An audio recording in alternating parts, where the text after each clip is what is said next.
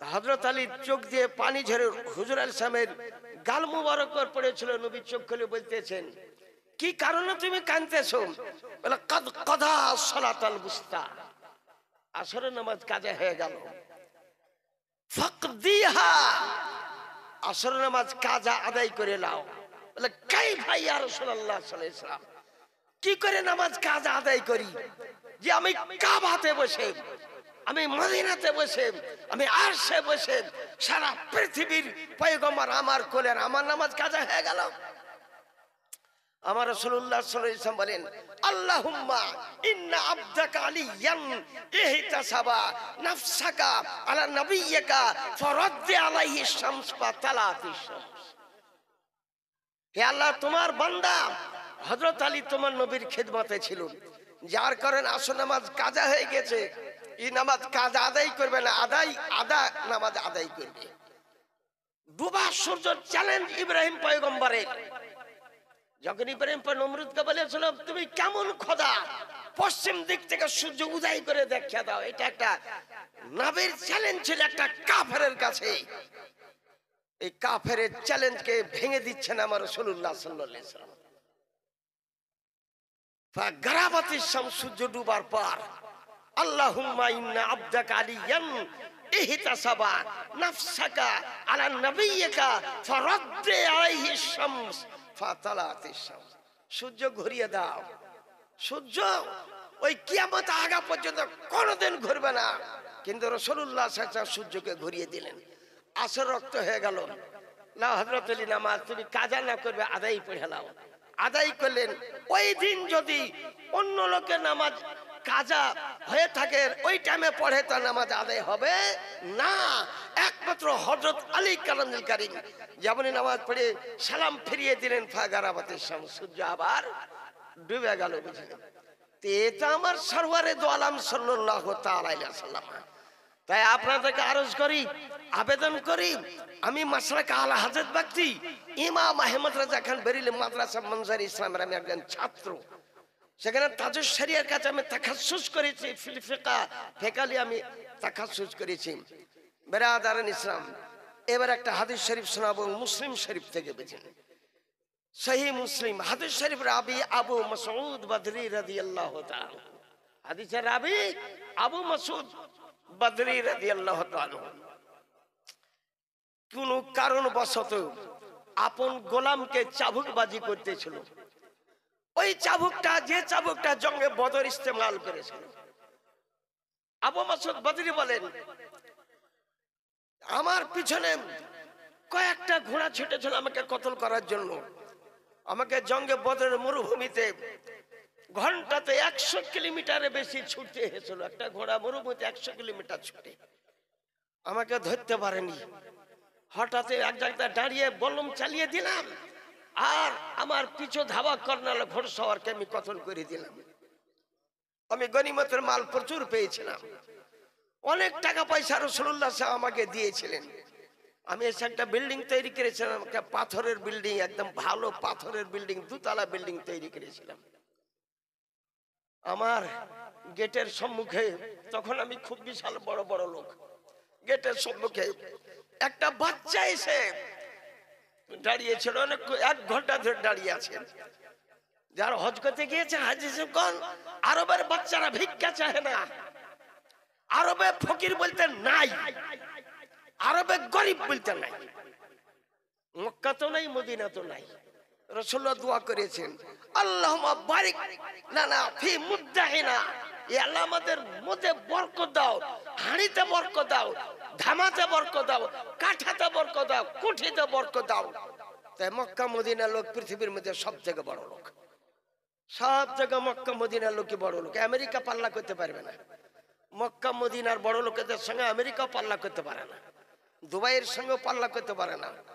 ওদের 160 তলা বিল্ডিং আছে, তো দুবাই 161 তলা বিল্ডিং আছে। এই মুকেশ আম্বানির সঙ্গে একটা পাল্লা করতে গিয়ে দুবাইয়ের রানী রশিদ মাকতুমের বেটি, এ বুঝেছেন, এর কাছে ওর 40 খান শুধু সোনার গাড়ি আছে, 40 খান অরিজিনাল সোনার গাড়ি। তা আরবের ছেলেরা ভিক্ষা করে না, আরবের মেয়েরা হাজী সাহেবগণ এরা তো বুঝবে না, এই বেবুঝেদের জন্যই তো বুঝলেন। আমাদের কাশিয়াডাঙ্গাতে এক হাজি দফন করার পর হাত তুলে দোয়া করছেন, এক হাজি এটার গালে চড় মেরে দিয়েছে। তাকে বলছি, এই তুই মক্কা মদিনাতে শিখে আসলি, মক্কা মদিনাতে দোয়া নাই কিছু নাই, আর তুই এখানে হাত তুলে দোয়া করলি। এক চড় মানে জানাজার দফন করার পর আজান দেওয়ার পর যে দোয়াটা আমরা করি ওই দোয়াটাই কবরে আজান দেওয়া জায়েজ আছে। ওরা দোয়া করে না, মাটি দিল কি দিল না, চলে গেল সকলে। ওগুলা আপনাদের নজরে পড়ে না, দোয়া করলেন উঠে নজরে পড়ে না, কেবল নজরে পড়ে নামাজটাই নজরে পড়ে। আর নামাজ অপেক্ষা নবীর দাম বেশি, রোজার থেকে নবীর দাম বেশি, হজের থেকে কাবার থেকে নবীর দাম বেশি, আর সে মোল্লা অপেক্ষা নবীর দাম বেশি, লোহে মাহফুজ অপেক্ষা নবীর দাম বেশি, প্রেসে ছাপা কোরআন অপেক্ষা রাসূলুল্লাহর মর্তবা বেশি। এর ব্যাটারে বলে জি একে তো জবাই না করলে হবে না, তাই একটা মীমাংসা ডাকলো।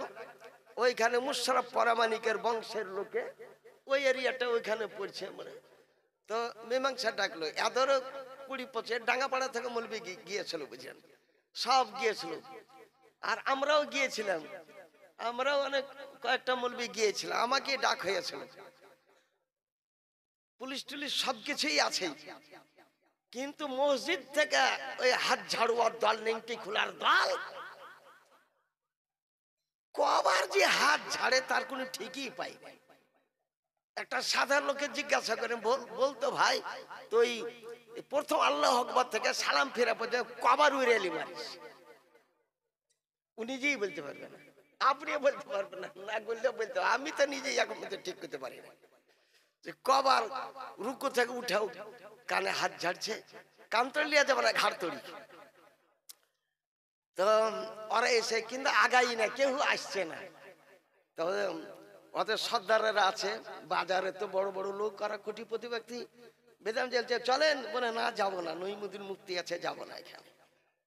তারা বলে আপনি বলে দেন হুজুর, বলে আল মুস্তাদরাক লিল হাকিম কিতাবের মধ্যে আছে, মাদাপুরে ওই কিতাবটা নেই। আমার মনে বলছে সুলতানপুরেও পাবে কিনা, পাওয়া খুব মুশকিল। এবার দাম দিয়েছে 12,000 টাকা দাম। তা আমরা তো ধরেন যে অধিকাংশ গরিবের ছেলেরাই মৌলবী লাইন পড়ে, বড় লোকের কটা বাটা পড়েছে, কোন বাটা একটা বড় লোকের বাটা জানাজা পড়ার ক্ষমতা নাই। তাই রাসূলুল্লাহ সাল্লাল্লাহু আলাইহি ওয়াসাল্লাম কাল বাদাল ইসলাম গরিবা, ইসলাম গরিব থেকে শুরু হয়েছে, ইসলাম গরিবে বহন করবে। ফাতুবা লিমান লিল গুরাবা, শুভ সংবাদ গরিবের জন্য, কাল কিয়ামতের প্রান্তরে আমি গরিবের দলে উঠব। গরিব তোমার জন্য শুভ সংবাদ, বড় লোকের 25,000 বছর আগে তোমাকে জান্নাতে দেওয়া হবে।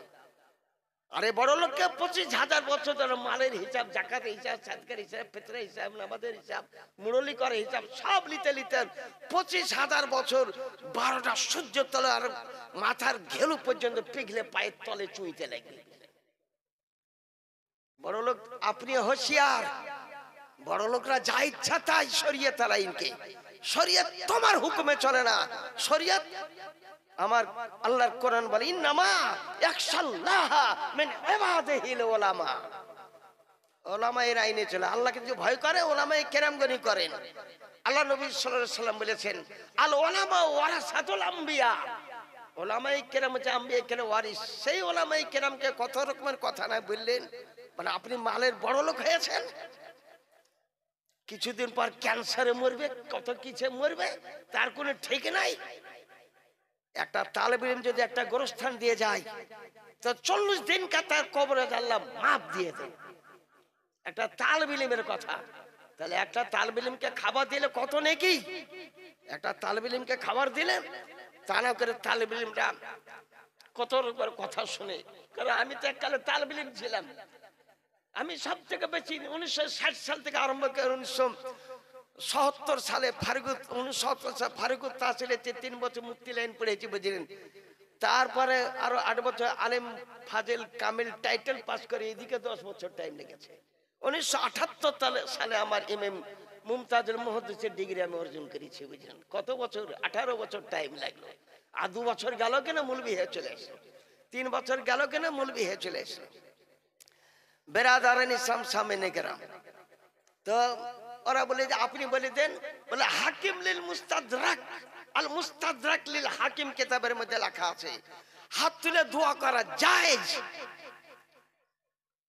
চাহে জানাজার পর হোক, চাহে মাটি দেওয়ার পর হোক, চাহে ফরজ নামাজের পর হোক, হাত তুলে দোয়া করা জায়েজ আছে। ইমাম সাহেব দোয়া করবেন, মুক্তাদি আমিন আমিন বলবে। এই হাদিস শরীফ হচ্ছে কানজুল উম্মাল কিতাবে, এই হাদিস শরীফ হচ্ছে ফতোয়া মুফতি আজম হিন্দি 3য় খণ্ডে 177 পৃষ্ঠায়। আর আপনারা বলছে কোন হাদিস? এখন পর্যন্ত আমাকে জিজ্ঞাসা কোন হাদিস আছে, আজ পর্যন্ত আপনি যে হালাতের মধ্যে আছেন। সারাবাকায় কিতাবে লেখা আল জেহলু লাইসা বিউজরিন, কাল কিয়ামতের প্রান্তে আমি জানতাম না, আমি জানি না। এই আপত্তি খোদার কাছে চলবে না, এই আপত্তি খোদার কাছে চলবে না। রাসূলুল্লাহ বলেছেন তালবুল ইলমে ফরিদাতুন আলা কুল্লি মুসলিমিন সারাবাকায়া, প্রত্যেক মুসলমান বেটা ছেলেকে মেয়ে ছেলেকে ইলম শিক্ষা করা অপরিহার্য কর্তব্য। সবকে জ্ঞান শিখাতে, স্কুলে পড়াবার ঠিক, বুঝলেন? ওদের প্রাইভেট মাস্টার সব ঠিক আছে। আরবি লাইনে যে গাবিউল বালিদ, গাবিউল জেহেন, আর বাপের কিছু নাই। আমি তো পাকা দরগায় পড়াই, বুঝলেন? 130টা ছাত্র, বুঝলেন? হাফেজ হাবিবুল্লাহ ছেলেকে গত বছর আগা বছর আমরা ফারিক করেছি, বুঝলেন? ইনি কম বেশি 20,000 টাকা মতন ওই আমাদের মাদ্রাসায় অনুদান করেছিলেন। একটা ছেলে হাফেজ হওয়ার কারণে। তো আমি তালেবে ইলমকে বুঝতে পারি, তালেবে ইলম কষ্ট পাই, সেক্রেটারিকে বলে কোন লাভ হয় না। অবশেষে চিন্তা করলাম যে পাকা দরগা মাদ্রাসা ছেড়ে দেওয়াটাই আমাকে দরকার। তো সেক্রেটারি বুঝতে পারলো, বুঝার পর বললো যে কি অসুবিধা তালেবে ইলমের। বলে 2 বার মাত্র খাবার দেয়, একটা জোহরের টাইমে খাবার খেতে পায়, একবার রাত্রিতে খাবার খেতে পায়। আর সকাল থেকে না খেয়ে যার বাপ কিছু 200-100 টাকা দেয়, কিছু কিনে টেনে খায়। তাই সেদিন থেকে আমাদের পাকা দরগায় চালু করে দিতে 3 বার খাওয়া দাওয়া হবে। 3 টাইম এখন খাবার দিচ্ছে, 2 টাইম 3 টাইমে ভাত দেয়, বুঝেন? 3 টাইম ছাত্ররা আরামে আছে। তাই আপনাদেরকে আমি আরজ করি, আবেদন করি যে আমার রাসূলুল্লাহ সরওয়ারে দু আলম সাল্লাল্লাহু আলাইহি হাদিস শরীফটা বলতেছিলাম, একটা বাচ্চা দরওয়াজে এসে দাঁড়িয়ে আছে, কিছু বললো না, আরবের লোক ছিল। আমি অসুবিধাতে আছি এই কথাটাও বলতে পারিনি, কারণ বাচ্চা খুব বড় ছিল না। আবু মাসুদ বদরি, জঙ্গে বদরের লড়াকু বীর, যার জঙ্গে বদরের লড়াকু তরবারি আছে, বল্লম আছে, ফরসা আছে, ঘোড়া আছে, সব কিছু আছে। যাকে তাকে যুদ্ধের প্রান্তে লাওয়া হয় না। হযরত আলী ট্রাই করেন কোন লোকটা যুদ্ধ করতে পারবে, সিনার চওড়াটা কত, শক্তিটা কত, হাইটটা কত, সব পরীক্ষা করার পর একটা জঙ্গে বদরে কিংবা যে কোনো যুদ্ধে প্রেরণ করা হয়। তো নিচে নেমে আসলেন, কি খবর, এতক্ষণ ধরে দাঁড়িয়ে আছে কেন? বলে আপনি একটা কাজ দেন, কাজটা করে বাড়িতে আমাদের খুব অসুবিধা, কাজ করে যে পয়সাটা পাবো ওই পয়সার বিনিময়ে কিছু খাবার কিনে আমার পিতা মাতার সংসারটা চলবে। কি কাজ দিব, কি কাজ দিব? তাই চিন্তা করলেন, চিন্তা করার পর বললেন এই উটের সেবা করো, এই উট বাচ্চা হয়েছে, এর সেবা করো, ঠিক টাইমে খাবার টাবার দিবে। বাচ্চা ছিল। আবু মাসুদ বদরি লড়াকু বীর, 313 জন বীর সারা পৃথিবীকে ফাতাহ করে দিয়েছেন। সারা দুনিয়া লোক জানে, ইউরোপ জানে, এশিয়া জানে, আপনি আমেরিকা মহাদেশ, আফ্রিকা মহাদেশ, সমস্ত মহাদেশ লোক বলেন মুসলমানের সঙ্গে পাল্লা করা খুব মুশকিল আছে, মুসলমানের সঙ্গে পাল্লা করা খুব মুশকিল আছে। তাই একদিন দেখছে বাচ্চা অবস্থায় ছিল, রাস্তা ধারে খেলা করতেছিল। ফতোয়া রাজাবিয়া থেকে প্রমাণ করতে পারি, ইলম ও তাআল্লুমের বয়ানে লেখা আছে তালেবে ইলমকে বেলা ওয়াজা মারিও না, কোন শিক্ষক, কোন মুদাররিস বেলা ওয়াজা মারিও না, মারো যদি তার পিঠের উপর দাগ না উঠে যাবে, পিঠে কিংবা হাতে দাগ না উঠে, কারণ এরা মেহমানের রাসূল, রাসূলুল্লাহর মেহমান। আমি আজকে যেমন আমাদের হাফেজ রেজাউল করিম সাহেব আছেন, আজকে ধরেন আমানুল্লাহ সাহেব, হাজি উসমান হাজি সাহেবের মিলাদুন্নবীতে প্রতি বছরই করেন, এবছরও করেছেন। আমরা এসেছি তো কবার ব্যাঘাতটা করছে, খাবারের জন্য, চার জন্য, পানির জন্য কত ব্যাঘাতটা করছে বুঝলেন। কারণ আমি আজকে মেহমান, ওই রকম তালেব ইলম রাসূলুল্লাহর মেহমান। দেখছে বাচ্চাটা খেলা করতেছিল কয়েকটা পাথর নিয়ে। এতো জঙ্গে বদরের লড়াকু বীর ছিলেন। এ বাড়ির মধ্যে গেলেন, বিবি বুঝতে পারেনি, তার মনের আন্দাজটা কাইফিয়াতটা বুঝতে পারেননি। জঙ্গে বদরের লড়াকু ওই বুঝেছেন দৌড়াবাজিটা নিয়ে, বাচ্চাটা তখনই খেয়াল করেন আপন মনে খেলা করতেছিল, উঠটা তার দাঁড়িয়েছিল, চারা ভুসি শেষ হয়ে গিয়েছিল। একটা চাবুক মেরে দিল, খুব জোরে চাবুক লেগেছিল। বাচ্চা কিন্তু আর দাঁড়িয়ে থাকতেও পারেনি, বসে থাকতেও পারেনি, বাচ্চাটা জমিনে পড়ে গিয়েছিল। বাচ্চাটা কি বলেছিল শোনেন সমস্ত মুসলমান, যারা বলে পীরের কাছে চাহা চলবে না, গৌসের কাছে চাহা চলে না, আল্লাহ ছাড়া কাউরি কাছে চাহা চলেন না, ও কিতাবটা আল আমন ওয়াল উলা কিতাব আমার কাছে, আমার ব্যাগই আছে বুঝলেন। বাচ্চাটি গেল আউযু বিল্লাহ, আল্লাহর দরবার পানাহ তলব করতেছি, আল্লাহর সাহায্য তলব করতেছি, আল্লাহর রাস্তায় তুমি আমাকে মাফ দাও। সম্মা দরাবা, তারপরও আরেকটা চাবুক মেরে দিল। তখন বাচ্চাটা কি বললো আউযু বিরাসূলিল্লাহ সাল্লাল্লাহু আলাইহি ওয়াসাল্লাম, রাসূলুল্লাহ সাল্লাল্লাহু আলাইহি ওয়াসাল্লামের পানাহ তলব করতেছি। ফাতারাকা, বাচ্চাটাকে ছেড়ে দিল এবং চাবুকটাকে দূরে ফেলিয়ে দিল। কোন দেশের সন্তান যে আমার রাসূলুল্লাহ সাহায্য তলব করতেছে, একে গোলাম বলা আজ থেকে আমার জায়েজ হবে না। আমার নবীও চলে এসেছেন, আমার নবী আল্লাহ লা আকদারু আলাইকা, আল্লাহর দোহাই দিল, আল্লাহর ফরিয়াদ করলো, তখনও তুমি ছাড়লে না। আমার যখন দোহাই দিল তখন তুমি ছেড়ে দিলে। বলে ইয়া রাসূলুল্লাহ, আল্লাহকে না দেখে আপনার কথার উপর খোদাকে বিশ্বাস করেছি, জান্নাত কোনোদিন দেখি নাই, আপনার কথার উপর জান্নাত আজমে মুসাম্মাম করে জান্নাতকে বিশ্বাস করেছি, দোজখকে বিশ্বাস করেছি, হাসরকে বিশ্বাস করেছি, সবকিছু বিশ্বাস করেছি, আপনার কথা মোতাবেক বিশ্বাস করেছি। আপনার কথাটা যখন বললো আউযু বিরাসূলিল্লাহ সাল্লাল্লাহু আলাইহি ওয়াসাল্লাম, আমার দিলের মধ্যে ভারী সৃষ্টি হয়ে গেল, হুজুর জিন্দগি তার কোনদিন গোলাম বলে ডাকবো না, আমি গোলামকে আজাদ করে দিলাম এবং আপনার আমার একটা বেটার সমতুল্যকে মান দিয়ে দিলাম। আপনি কি বুঝতে পারলেন? হাদিস শরীফে, মুসলিম শরীফ, সহিহ মুসলিম শরীফ হাদিস, যে আল্লাহর কাছে চাহা জায়েজ আছে, নবীর কাছেও চাহা জায়েজ আছে, গৌসের কাছেও চাহা জায়েজ আছে, খাজার কাছেও চাহা জায়েজ আছে, আল্লাহর কাছে চাহা জায়েজ আছে। বলে কোরআন থেকে প্রমাণ করেন। হ্যাঁ, কোরআন থেকে হুজুরত আছেন, ইয়া আইয়ুহাল্লাযীনা আমানুস্তাঈনু বিস-সাবরি ওয়াস-সালাহ, সাহায্য তলব করো সবরের জারিয়াতে, নামাজের জারিয়া। সবর কিন্তু আল্লাহ নয়, সবর হচ্ছে গায়রুল্লাহ। সালাত আল্লাহ নয়, গায়রুল্লাহ। নামাজের দ্বারা সাহায্য তলব করো, সবরের দ্বারা সাহায্য তলব করো, একটা কেবলঙ্গ জিনিস, তার দ্বারা সাহায্য তলব করা। তাই মকাম ইব্রাহিমের সাহায্য তলব করা চলবে না? ইব্রাহিম নবীর পায়ের কদমের তলে সাহায্য তলব করা চলবে না? খুব চলবে ব্রাদারান ইসলাম সামিনে কেরাম। কিন্তু হাদিস কোরআন তো সঠিকভাবে বুঝতে হলে বরেলি শরীফে পড়তে হবে, মানজার ইসলামে পড়ে, মাঝারি ইসলামে পড়ে, আমজাদিয়াতে পড়েন, আপনি ঘুষিতে পড়েন ইত্যাদি, যেখানে পিওর মাসলাক আলা হাজাত সেইখানে পড়েন, সমস্ত বিদ্যাগার আপনার মধ্যে চলে আসবে বুঝলেন। সামনে আরেকটা হাদিস শরীফ আপনাকে শোনাচ্ছি, আপনি ভালো করে শুনলেন। আমি কি বলেছি? নামাজ অপেক্ষা নবীর দাম বেশি। নামাজ পড়া অবস্থায় যদি বাপে ডাক দেয়, নামাজ ভঙ্গ করে বাপের ডাকের উত্তর দিও না। তোমার বাপ ব্যতিব্যস্ত, তোমার মা ব্যতিব্যস্ত, তোমার ধরে বেড়াচ্ছে 2 দিন 3 দিন ধরে, আর দেখছো তুমি নামাজ পড়ছে আর বেটা বেটা বলে মার উত্তর দিও না। যতই কষ্ট পাক, বাপের কে উত্তর দিও না, এটা শরীয়তের ফতোয়া।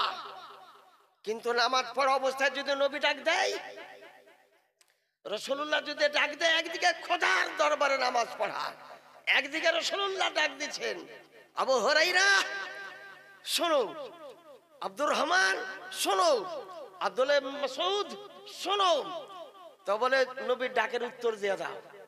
নবী যদি বলেন বাজার করতে যাও, আমাদের শরীয়ত প্রধান নামাজ পড়া অবস্থায় ঘাড় ঘুরাইলে নামাজ ভঙ্গ, কথা বললে নামাজ ভঙ্গ, সালাম কেউ দেয় ওয়ালাইকুম বলে নামাজ ভঙ্গ। আর নবী যদি বলেন বাজার করতে গেলে তরকারি কিনতে গেলে কথা বলতে হবে কি করে কেজি, কথা বলার পর তুমি নামাজ তোমার ভঙ্গ হয়নি, তুমি নামাজের মধ্যেই আছো। জরেকাত পড়ে গিয়েছো, বাকি তরেকাত পড়ো, পুরা 4 রেখাত পড়তে হবে না তোমাকে।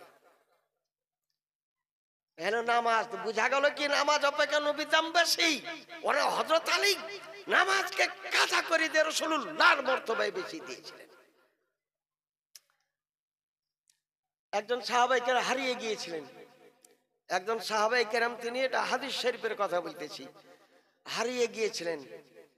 তো হারিয়ে যাওয়ার পর বুঝেন জঙ্গলে যেতে যেতে যেতে যেতে এই আমার সাথে একটা বেরেলি একটা লোক গিয়েছিল, ও হারিয়ে গিয়েছিল, টাকাও নাই পয়সা নেই, এই করতে করতে আফ্রিকার জঙ্গল পৌঁছে গেছিল।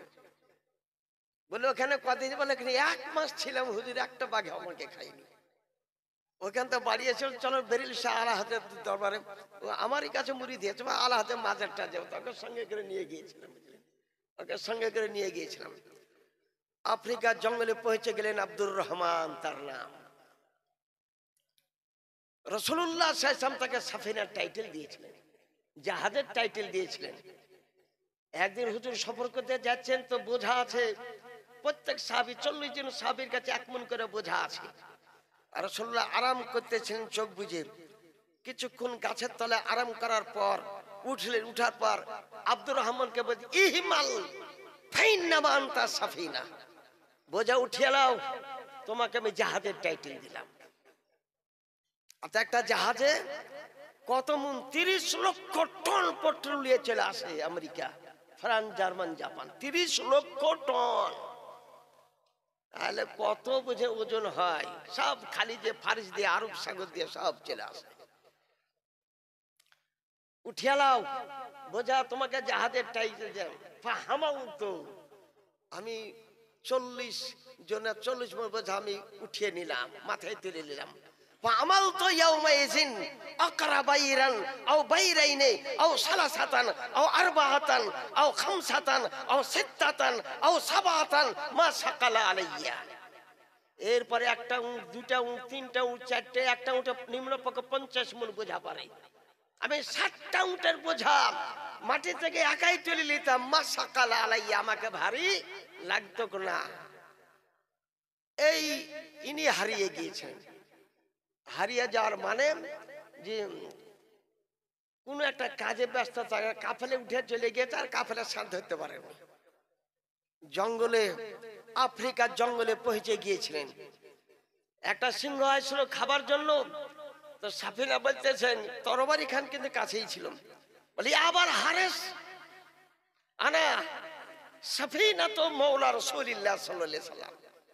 আবুল হারেস সিংহকে বলা হয়, পশুরাজ সিংহ, আবুল হারেস সিংহ, আমি রাসূলুল্লাহর গোলাম, হুজুর পানি বহে যায় নামাজ পড়ে দেওয়ার আমি একটা গোলাম, আমি হারিয়ে গিয়েছি, তাই তুমি যদি আমাকে খেয়ে নাও, আমার নবী যদি জানতে পারেন, একবার হাত তুলে যদি দোয়া করে দেন, কিয়ামত পর্যন্ত তোমার সিংহের বংশ খতম হয়ে যাবে।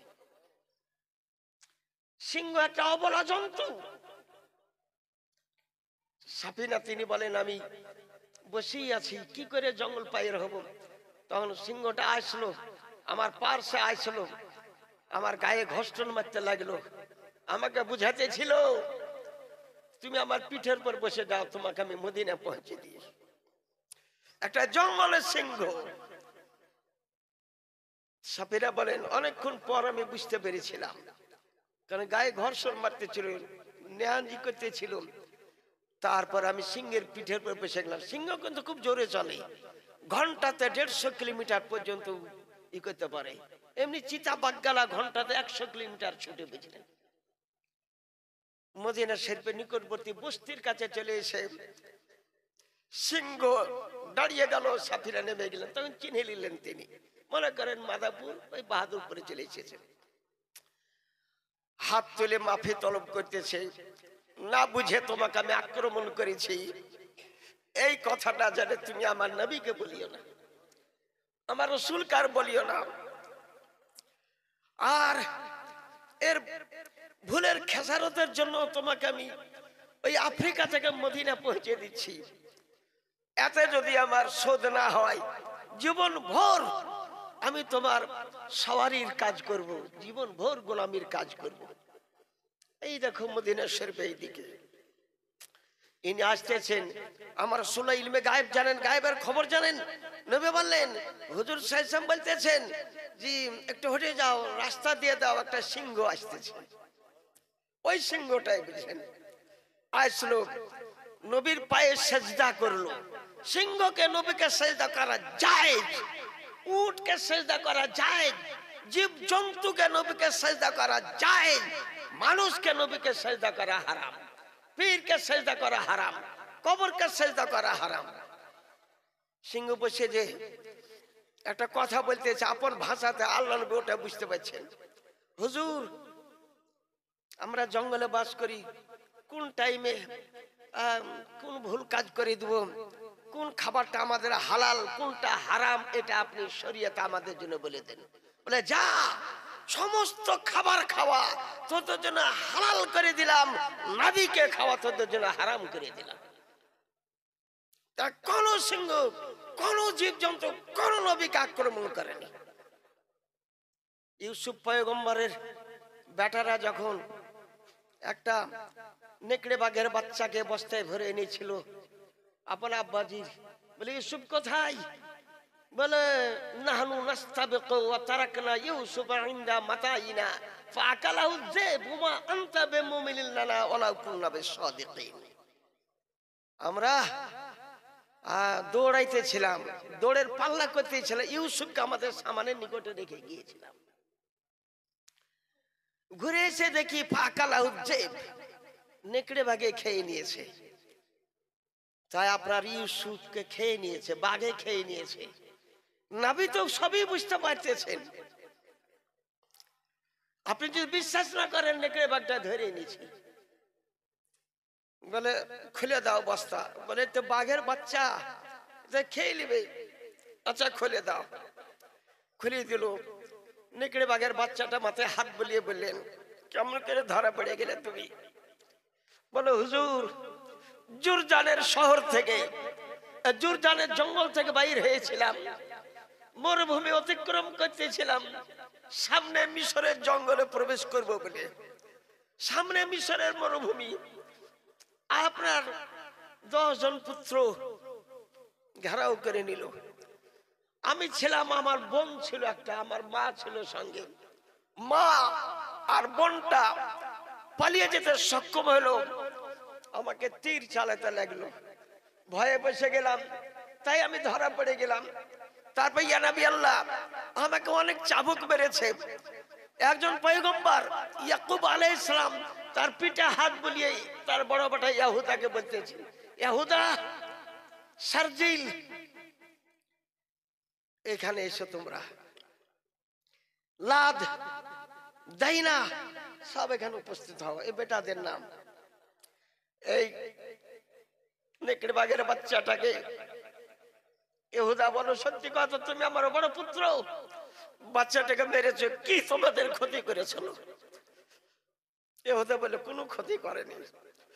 একটা বাচ্চা, 6 মাসের মাত্র বাচ্চা, একে এত পিঠা পিটেছো, পিঠের উপর মেরেছো, কি করে বুঝতে পারলেন? বলে নেকড়ে বাঘের বাচ্চাটা আমাকে বলতেছে। তাই ওর মা ছিল সঙ্গে, ওর একটা বোন ছিল সঙ্গে। এখন ইন্তজার করতেছে এই পুত্রটার জন্য, এই বাঘের বাচ্চাটা জন্য, নটটার জন্য ইন্তজার করতেছে। ইহুদা ইস্কন্দে তুলে নিয়ে যাও, আর মিশরের জঙ্গল কাছে দেখতে পাবে একটা বাঘিনীকে দেখতে পাবে, আর একটা তার কন্যা বাচ্চাকে দেখতে পাবে, ওইখানে ছেড়ে দাও। ছেড়ে দিল, বাচ্চাটা হাত ধরে দোয়া করে ওদের জন্য দোয়া করেছিল। তারপরে কি বুঝতে পারলেন, কোন বাঘে, কোন ভালুকে, কোন সিংহে কোন নবীকে আক্রমণ করে নাই। আক্রমণ করলো তো ওহাবির আক্রমণ করলো, দেওবন্দির আক্রমণ করলো। এই অনেক মেয়ে ছেলে এসেছে, কোন মেয়ে ছেলে নবীকে একটা বড় ভাই বলে ডাকবে না। মাদাপুরের, ধনিরামপুরের, সুলতানপুরের, বাহাদুরপুর থেকে আরম্ভ করে একটা মেয়ে ছেলে আমার নবীকে বড় ভাই বলবে না। একটা রিক্সা চালক, একটা মদখোর এই গ্রামের, ও নবীকে বড় ভাই বলবে না। কিন্তু বড় ভাই বলেছে গায়ের মুকাল্লিদ, হাত ঝাড়ুয়ার দল, নেংটে খোলার দল, তুমি তাকবিয়াতুল ইমানে বলেছো নবী হামারা বড়া ভাই। নবীকে বড় ভাই বলেছে, যেখানে নবীকে বড় ভাই বলে হারাম আছে। নবীকে বাপ বলেও ডাকা চলে না, নবীকে ভাই বলে ডাকা চলে না। মা কানা মুহাম্মাদুন আবা আহাদিম মির রিজালিকুম ওয়ালাকিন রাসূলুল্লাহি ওয়া খাতামান নাবিয়্যিন ওয়া কানা আল্লাহু বিকুল্লি শাইইন আলিমা। বাপের থেকে নবীর দাম বেশি, ভাইয়ের থেকে নবীর দাম বেশি, সব কিছুর থেকে রাসূলুল্লাহ সাল্লাল্লাহু তাআলা আলাইহি ওয়াসাল্লামের দাম বেশি। আরো একটা কি কথা বলেছে, আপনি ওগুলা শুনবেন না, শুনবেন হাই রে বেলাল, হাই রে হুসাইন। কারবালা প্রান্তরে ত্রাহি ত্রাহি করতে লাগলো, হাই রে পিপাসা, কলেজা শুকিয়ে গেল, ঠোঁট শুকিয়ে গেল, হাই রে পানি, হাই রে ফোরাতের মিষ্টি পানি। শিয়াল কুকুরে পান করলো, এজিদের সৈন্যরা পান করলো, হুসাইন পেল না। এই সমস্ত জীবনী শুনে, এরকম জীবনী শোনা হারাম আছে। ইয়ে হুসাইনের পক্ষের বক্তা নয়, এটি এজিদের পক্ষের বক্তা, এজিদেরই প্রশংসা। আমার হুসাইন মুর্তজা অরিজিনাল সওয়ায়েক মুহরিকা আমার কাছে, তুরস্কের কিতাব, এটা অরিজিনাল আমার কাছে আছে। হুসাইন মুর্তজা একবার যদি ফোরাত নদের দিকে তাকিয়ে বলতেন পিপাসায় কষ্ট পাচ্ছি, তো ফোরাতের পানি আপন মুড়কে ঘুরিয়ে দিয়ে হুসাইন মুর্তজার তাম্বুর তল দিয়ে প্রবাহিত হয়ে যেত। সুবহানাল্লাহ, এটা কিতাবে লেখা আছে। ওটা তো তুমি বলতে জানলে না। আমার হুসাইনের কষ্ট, হুসাইন, হুসাইন তো শহীদ আজম, হুসাইন জান্নাতের নওজওয়ানের সরদার, আল হাসান আল হুসাইন সাইয়্যিদুশ শাবাব আহলিল জান্নাহ, জান্নাতুল ফিরদৌস নওজওয়ানের সরদার। তাহলে বক্তব্য করতে হিসাব করে বলতে হবে, ভাই আমার নবী এতিম হয়ে গেলেন। আব্দুল্লাহ মক্কা যাওয়ার পথে, শাম দেশে যাওয়ার পথে ইন্তেকাল করে গেলেন, নবী আমার এতিম হয়ে গেলেন। ফতোয়া রাজাবিয়াতে লেখা আছে, 6 খণ্ডে লেখা আছে, নবীকে এতিম বলা জায়েজ নাই, নবীকে এতিম বলা জায়েজ নাই। কেউ যেন নবীকে এতিম বলবেন না। নবীর পিতা আব্দুল্লাহ জন্মের আগে রাসূলুল্লাহর জন্ম, তার মা আমিনা খাতুন জন্মের আগে নবীর জন্ম। মিশকাত শরীফ 2 খণ্ড, বাবু ফাদাইলে সাইয়্যিদুল মুরসালিন। ওয়ান আবি হুরায়রা قال قالوا يا رسول الله صلى الله عليه وسلم متى وجبت لك النبوة قال وآدم بين الروح والجسد رواه الترمذي। আপনি কবে নবুয়ত পেয়েছেন, জন্ম কবে হয়েছে এটা বলছেন না, আপনি নবুয়ত কবে পেয়েছেন? আদম যখন মাটি এবং পানির মধ্যে জলওয়াগার ছিলেন, তার আগে আমি নবী ছিলাম। বেশক, সুবহানাল্লাহ। কতদিন আগে? বলে আদমের জন্মের 14,000 বছর আগে কাবাই তৈরি হয়েছে, আমি কাবার পয়গম্বর। সুবহানাল্লাহ। বেরাদারান ইসলাম সামনে আর আমার পরে, ফারস আমার পরে, মুসনাদ আব্দুর রাজ্জাক অরিজিনাল আমার কাছে আছে। মুসনাদ আব্দুর রাজ্জাক ওয়ান জাবির قال ইয়া রাসূলুল্লাহ সাল্লাল্লাহু আলাইহি ওয়াসাল্লাম মান খালাকা ক্বাবলা আল-আশিয়া قال يا جابر إن الله قد خلق قبل الأشياء نور نبيك من نوره صلى الله عليه وسلم। সর্বপ্রথম আল্লাহ তাআলা আমার নূরকে সৃষ্টি করেছে। সুম্মা কাসসামা নূরি আরবা আজজাইন, আমার নূরকে 4 ভাগ করে, আউয়ালমা খালাকাল আরশা আসানিল লৌহা আসালিসুল কালাম, আমার নূর থেকে আল্লাহ আরশকে তৈরি করলেন, লৌহ কলম, লৌহ মাহফুজকে তৈরি করলেন, কলমকে তৈরি করলেন। আমার নূর থেকে আল্লাহ জমিনকে তৈরি করলেন, আমার নূর থেকে আল্লাহ আসমানকে তৈরি করলেন। সুবহানাল্লাহ বেশক অরিজিনাল আমার কাছে ওই কিতাবটা আছে। আর মাটির তৈরি ব্যস্ত হয়ে গেল রাসূলুল্লাহ সাল্লাল্লাহু আলাইহি ওয়াসাল্লাম। আরে নবীকে আল্লাহ যখন নূর রূপে তৈরি করেন তো মাটি ছিলই না, আসমানই ছিল না, সূর্য ছিল না, চাঁদ ছিল না, ছিলেন তো আমার রাসূলুল্লাহ সরওয়ারে দো আলম সাল্লাল্লাহু আলাইহি ওয়াসাল্লাম। তাহলে এই ভুলে ভরা বক্তব্য, যে যত দিতে পারে টাকা আদায়ের লোভে ভুলে ভরা বক্তব্য যত দিতে পারবে। হাই রে বেলাল, নাক চাপঠা বেলাল, কালো কুৎসিত বেলাল, কুচকুচা বেলাল, অস্পষ্ট বেলাল, অশুদ্ধ আজান দেওয়া বেলাল, কেউ যদি প্রমাণ করতে পারে এই সমস্ত কথা গেলা, জানবো যে তুই একটা বাপের বেটা, নাহলে জানবো যে তুই মার বেটা। বেলাল আজান দিতেন, বেলাল খুব সুন্দর ছিলেন, হাদিস শরীফ দ্বারা প্রমাণ করিতে পারি। বেলাল আওয়াজ ছিল মিষ্টি আওয়াজ, যে বেলাল আওয়াজ শঙ্খদার সেলাহি থেকে গায়বানা শুনতেন। বেলালের খড়মের শব্দ, নবী বলেন আমি যখন জান্নাতুল ফেরদাউসে যাই, ইন্নী সামিতু খাসখাসাতাকা, আমি বেলালের জুতার শব্দ আমি জান্নাতুল ফেরদাউসে শুনতে পেয়েছি।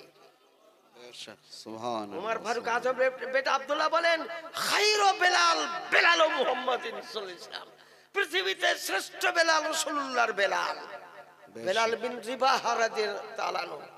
আপনি তো ওগুলা ভুল কোনগুলো আপনি বুঝতে পারেন না, আমাকে ওগুলা কম বেশি ধরিয়ে দিতে হয়। যেমন আলাউদ্দিন ফাসাদি, এইখানে একটা মিটিং হলো, ওই মিটিং এ বলেছে মেয়ে ছেলেকে কবরস্থানে জিয়ারত করতে যাওয়া চলবে। মেয়ে ছেলেকে কবরস্থানে জিয়ারত করতে যাওয়া চলবে? কোন দেশের মেয়ে ছেলে জিয়ারত করতে যায়? কোন দেশের মেয়ে ছেলে কবরে মাটি দিতে যায়? কোন দেশের মেয়ে ছেলে জানাজা পড়তে যায়? ওই মাধাপুর, ধনিরামপুর, জালিবাগিচা থেকে আরম্ভ করে সুন্নি গ্রাম বেশি। পুঁটি মাছ পুকুরে তো টাবাক টুবুক খুব করে, ওরা খুব অল্প। আমেরিকা থেকে সমীক্ষা করে বলে সুন্নি জামাত বর্তমানে পৃথিবীতে 95%। সুবহানাল্লাহ সুবহানাল্লাহ। আর মেয়ে ছেলে বুঝেন কবর জিয়ারতে যেতে পাবে কি পাবে না, ওটাই হাদিস শরীফের মধ্যে লেখা আছে। লানত বর্ষিত হোক ওই সমস্ত মেয়ে ছেলের উপর যে ব্যক্তি কবরকে জিয়ারত করতে যায়, গোরস্থান জিয়ারত করতে যায়। এটা ফতোয়া তাজুস শরিয়াতে লেখা আছে এবং এটা ফতোয়া রাজাবিয়াতে লেখা আছে। কোন মেয়ে ছেলে কবর জিয়ারত করতে যেতে পারবে না, আপন বাপ হোক, যে আপন মা হোক, আপন বেটা হোক, আপন স্বামী হোক, কেউ কবর জিয়ারত করতে যেতে পারবে না। চাहे জবান হোক চাहे বুড়ি হোক, কেউ কবর জিয়ারত করতে যেতে পারবে না। কারণ মেয়ে ছেলে ফিতনা, মেয়ে ছেলের কাছে 8টা শয়তান আছে, একটা দুটা না। আগা দিকে 4টা, পিছন দিকে 4টা, বুঝলেন? জালসাতে আছে দেখেন দৌড়ে বাড়ায়, একদম চুরি পরে বাড়ায়, ও আগে থামা খুব মুশকিল, বাপেরও কথা শুনবে না সেদিন। বেটা ছেলে হাতে মেয়েদের চুরি পরা হারাম লেখা আছে। মেয়ে ছেলে জালসাতে ওই সময় দোকান বসতে দিতে হয় না। আল্লাহ হযরত বলেছেন জালসাতে কোন কোন দোকান বসতে হয়? খাবারের দোকান, চার দোকান, মিষ্টির দোকান, পানের দোকান, খাবারের দোকান বসবে শুধু। তো ওগুলাতে ভর্তি। কমিটির লোক চিন্তা করে গরিব মানুষ হিসাবে কি করে তেড়ে দিব, আর ওরাও সুযোগ ধরে পায়, বুঝছেন? জালসার বিজ্ঞাপনে আপনি যতদূর পান ওর থেকে ওরাই আগামী, একজনের দুই পেয়ে যায়, সবকে খবর করে দিবে। বেরাদারান ইসলাম, তাই মেয়ে ছেলে কবর জিয়ারত করা যাওয়া চলবে না। বাংলাদেশে বক্তা হেলি বা বাংলাদেশে বক্তা একটা মাঞ্জারির সঙ্গে ভিড়ে দেখিও, তখন বুঝতে পারে তোমার হাইলে কতটা পানি আছে, তোমার ভাঁড়ে কতটা তেল আছে, সেদিন তুই বুঝতে পারবে। ওই সমস্ত ঢেলা মৌলবীর কাছে পড়ো, ওরা কিছু বলতে পারে না। মেয়ে ছেলে কবর জিয়ারত করা চলবে না। আরেকটা কথা বলে দিই, গরুর মধ্যে 22টা জিনিস খাওয়া চলবে না। ও বলেছে চলবে।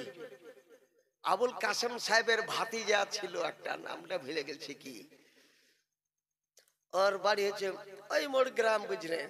কুমার সান্ডাতে বাড়ি। তো গরুর নাড়ি খাওয়া সম্বন্ধে ফতোয়া দিয়েছিলাম। ও বলছে ওরে যত পারবি আমাকে দে, রাড়ি ভাষায় কথা বলে, ওরে যত পারবি আমাকে দে। গায়ের লোকের চিন্তা করলে তোর অকিদি খেয়ে দে, 1 বছর পর মরে গেছে, বুঝছেন? হাওয়াজপুরে মসজিদ ঈদগাহর ইমাম ছিল, 1 বছর মরে গেল।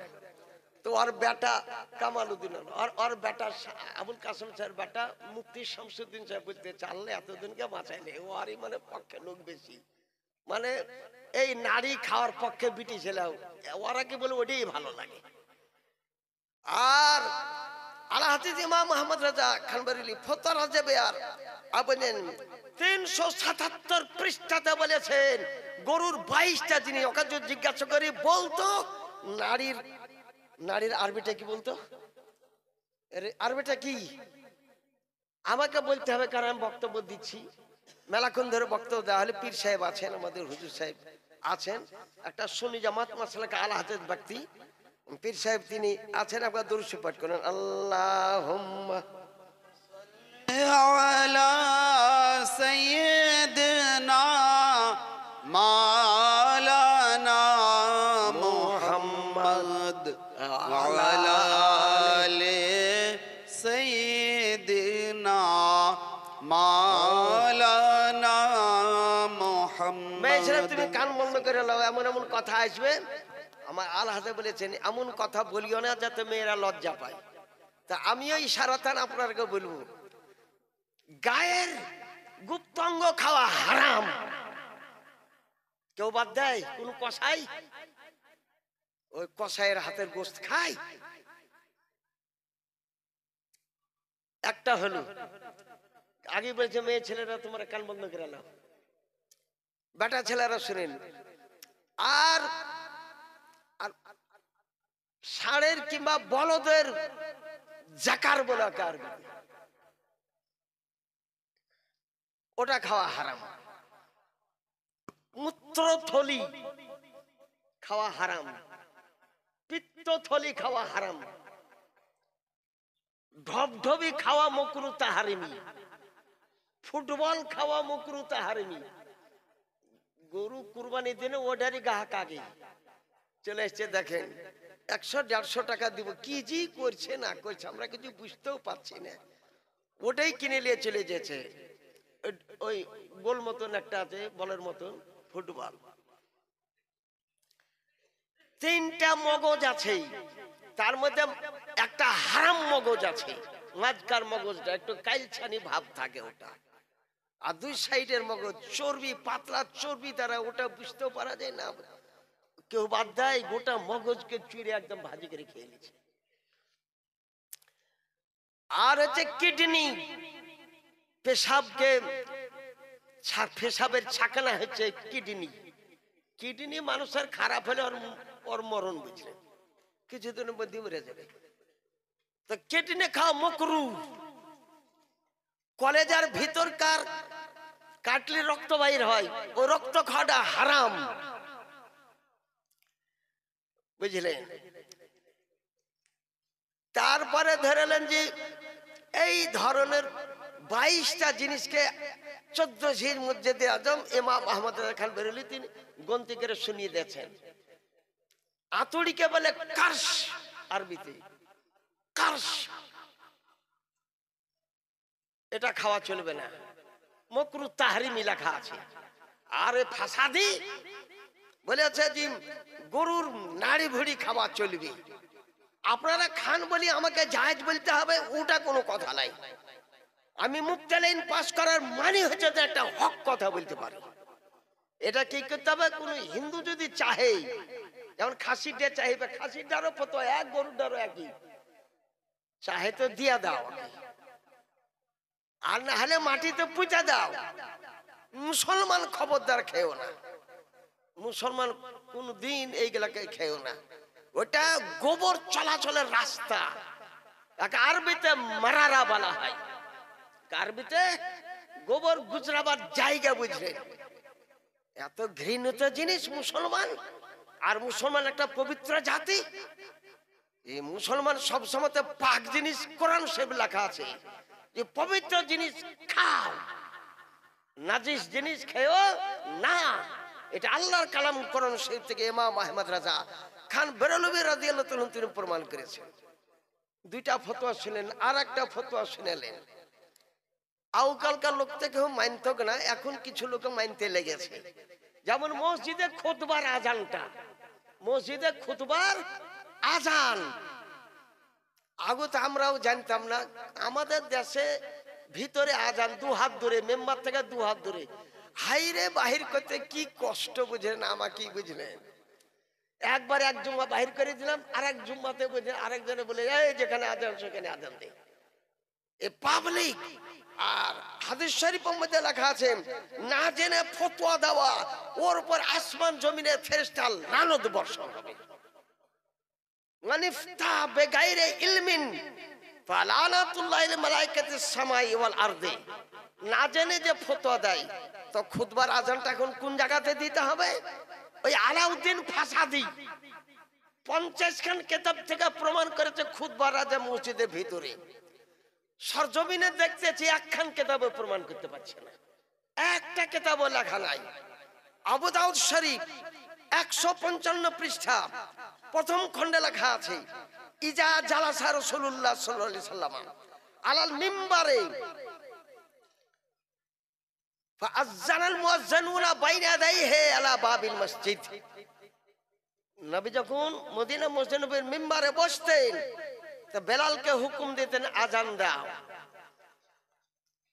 কোথায় আজান দেব? বাইনা ইয়াদাই। প্রত্যেক আজান ডাহিনা বাইনা চলে। 5 ওয়াক্ত আজান ডানেও দেওয়া চলে, যেদিকে বসতে বসে সেই দিকে দিতে হবে। কিন্তু খুতবার আজান ইমামের সামনে, একদম ইমামের সম্মুখেই দিতে হবে, একদম বাইনা দেই হাকে বলে। তো কত দূরে দিলেন? নুজাতুল কারি সেই সারা বুখারী লিখতেছে মিম্বার থেকে 100 হাত দূরে আজান দিয়েছে বেলাল রাদিয়াল্লাহু তাআলা। 100 হাত দূরে আজান দিয়েছিলেন, কারণ মদিনা মসজিদ নববী 100 হাত লম্বা, 100 হাত চওড়া ছিল। তাই আবু দাউদ শরীফের 155 ফিট লেখা আছে খুতবার আজান মসজিদের বাহিরে, ভিতরে দিলে যে দিবে সেও পাপী, যে দেওয়াবে সেও পাপী। আলমগীরি কিতাব লেখা আছে ওয়া ইয়াকরাহুল আযান ফিল মসজিদ, মসজিদ ভিতরে আজান দাও মাকরুহ তাহরিমি। বাহরুল রাইক কিতাবে লেখা আছে লা ইউআযানু ফিল মসজিদ, মসজিদের ভিতর কোনো আজান দিও না, মসজিদে কোনো আজান দিও না। ফতা রাজাবিয়া 2য় খণ্ড এবং 3য় খণ্ডে লেখা আছে খুতবার আজান কিংবা 5 ওয়াক্ত আজান মসজিদ ভিতরে দিও না। শরীয়ত আইনে খেলাপ করে। আমি জানি যে ওর দিকে বেশি লোক হবে, মানে আজকালকার লোক সঠিক ফতোয়া দিলে ও বুঝেছে আপনার বাপ দাদা 14 পুরুষ। বাপ দাদা আমার দলিল নয়, 14 পুরুষ আমার দলিল নয়। আমার দলিল কি বলেছেন? রাসূলুল্লাহ সাল্লাল্লাহু আলাইহি ওয়াসাল্লাম বলেছেন তারাকতু ফীকুম আমরাইন ফাইন্না খায়রাল কিতাব কিতাবুল্লাহ তাআলা ও খায়রাল হাদি হাদি মুহাম্মাদিন সাল্লাল্লাহু আলাইহি ওয়াসাল্লাম। আমি তোমাদের নিকটে দলিল হিসাবে 2টা জিনিস রেখে গেলাম, একটা আল্লাহর কালাম কোরআন শরীফ, একটা হচ্ছে নবীর হাদিস শরীফ। হাদিস শরীফে কি আছে? কোরআন শরীফে কি আছে? কোরআন শরীফ বাবুল জুমাতের তাফসীর জালালাইনে লেখা আছে খুতবার আজান মসজিদের বাহিরে দাও। তা না করে বাপ দাদা 14 পুরুষের আমলে আমাদের জালিবাগিচার একটা দরগা ছিল, মাটির ঘোড়া দিতে, বুঝলেন? যত রকমের বেটা ছেলে বিটি ছেলের অসুবিধা হতো, মাটির ঘোড়া 8টা 10টাকে মাটির ঘোড়া একটা উঁচু করে থামের মতো মাঝে একটা টাক ছিল, টাকে দিয়ে যেত আর মানত মনে যায় ঘোড়া গেলা দিলাম আমার বেটাকে ঘোড়ার মতন টাট্টু করে দিই। আমি বেরেলে থেকে পড়ে আসলাম যে এটা তো হারাম,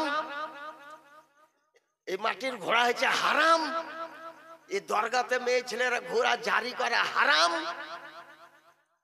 তারপরে বুঝেছেন কতবার যে ফেললাম পুকুরে, আবার কুড়িয়ে নিয়ে আবার ট্যাগ ভর্তি করে দেয়। পরের দেশের কথা বলবো, তাহলে পরে একটা জিনিসকে চল করার জন্য কত মেহনত করতে। যেমন কবরে আজান, আজ পর্যন্ত নসিপুরের এরিয়াতে কবরে আজান দিতে পারে না, খুতবার আজান মসজিদের বাহির করতে পারেন। জান আপনি ঠিক কথা বলছি, ঠিক কথা বলছি, কারণ ওইখানে মৌলভী মাওলানা প্রচুর আছে, ওদের কথা চলবে না, পীরের কথা চলে। পীরের মুরিদ, আমার পীর কিছু বলে দেয়নি। আরে পীর যদি শরীয়ত আইন মোতাবেক চলে সে পীর, না হলে হচ্ছে গুড়ের ক্ষীর। পীর কাকা বলে যে শরীয়ত আইনে চলে। আমি ওরারি হুজুর শালিমুদ্দিন রহমতুল্লাহ আলী করতাম তো মানি। আমি কারণ তিনি আমাকে বেরেলি পাঠিয়েছেন। বেরেলির নাম জানতাম না দুনিয়ার লোক। বেরেলি শরীফ কাকে বলেন নাম জানত না। ওরারি হুজুর সালেমউদ্দিন রহমতুল্লাহ আলাই, তিনি এই লোক, এই এরিয়ার লোক কম বেশি ওরারি হুজুরের অনেক মুরিদ, এখন পর্যন্ত অনেক মুরিদ আছে। তো আমি সেই ওরারি হুজুরকে মানি। ওরারি হুজুর তিনি খুলনা থেকে খেলাফত প্রাপ্ত হয়েছিলেন। তাই এইরকমই মেলা মশলা মশাইয়ের, যেমন কবরে আজান দেওয়া, আজ পর্যন্ত একটা বিশাল মাদ্রাসা বলছে মার্কাজ করো। মার্কাজ, মার্কাজ কাকে বলে তুই জানিস? মার্কাজের মানে জানিস মার্কাজ কাকে বলে? আরে মার্কাজ তো বেরেলি শরীফ। আজ পর্যন্ত আল জামিয়াত আশরাফিয়াকে মার্কাজ কেউ মানেনি। আমাদের মার্কাজ হচ্ছে বেরেলি শরীফ। তো কবরে আজান দেওয়াটা আপনাদেরকে বলে দিই, হুজুরকে নিয়ে আসে নেবে, মেলায় টাইম হয়ে গেল। সবকে লোকজনকে খাওয়া দাওয়ার ব্যবস্থা আছে, সবকে খাওয়াবে। মেলায় রাত্রি করে লাভ নাই, কেবল এই কবরে আজান দেওয়াটা বর্ণনা করবো। একবার দূরছি পড়ে গেল আল্লাহুম্মা সাল্লি আলা সাইয়্যিদিনা মাওলানা মুহাম্মদ ওয়া আলা আলি সাইয়্যিদিনা মাওলানা মুহাম্মদ। কালকেও জালসা আমিরাবাদে হুজুর ছিলেন বুঝে, 2.5 ঘন্টা বকাইছে ওখানে, 2.5 ঘন্টা। আর আদায় করাইছে বুঝে, পাগড়ির আদায়, অমকর আদায়, সমকর আদায় করতে করতে পর্তা ভারী হয়ে গেছে। এই টাইমে তো সব গম বুনা, ভুট্টা লাগা, জমি চাষ কা, গৃহস্থের হাতে পয়সা কম। এই টাইমে জালসা আমিরাবাদ, ডানাকাটির কাছে আমিরাবাদ। ওরাহারি হুজুরের একটা মুরিদ ইয়াদ আলী বলে একটা মুরিদ ছিল, আপনার হাতে চিনতেন। ইয়াদ আলী সাহেব আর ব্যাটার এখন আল্লাহ ওদেরকে টাকা পয়সা দিয়েছে। তো আমি একবার কেবল ইয়াদ আলীর নাম করেছিলাম যে ইয়াদ আলী একটা ভালো একটা সুন্নি জামাতের লোক ছিলেন, ওরাহারি হুজুরের ভক্ত ছিলেন, খুলনার হুজুরের মুরিদ ছিলেন। তো আরে ওর বড় বাটা এক লরি বালি দিয়েছে বুঝলেন। তারপরে আর কবার যে দান দিয়েছে তার ঠিক নাই বুঝলেন।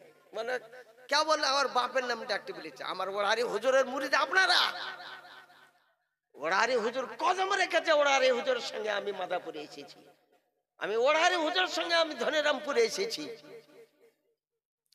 বেরাদারান ইসলাম, তাই এখন পর্যন্ত পীরকে তাবদিল করা চলে না। পীর ইন্তেকাল করেছে তো কি হলো, তাবদিল করা চলে না। হ্যাঁ, আপনি ই করতে পারেন,